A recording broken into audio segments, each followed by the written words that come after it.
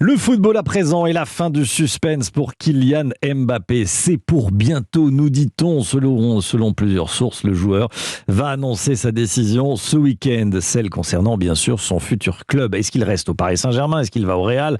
À Madrid, les supporters deviennent fous. Bonjour Jean-François Pérez. Quelle est la tendance à quelques heures du verdict?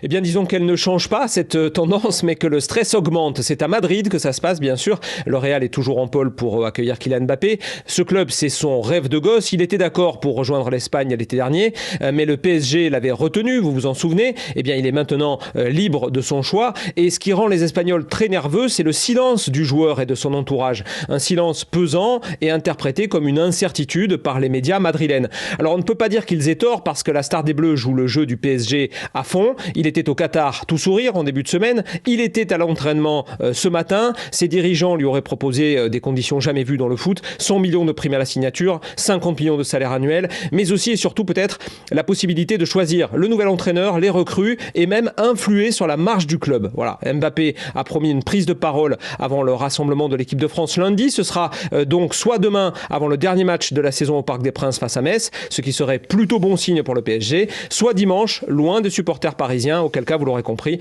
le Real aurait sans doute raflé la mise. Voilà, on va beaucoup parler de Mbappé ce week-end. On va parler du nouveau gouvernement, mais on va aussi parler accessoirement de Mbappé.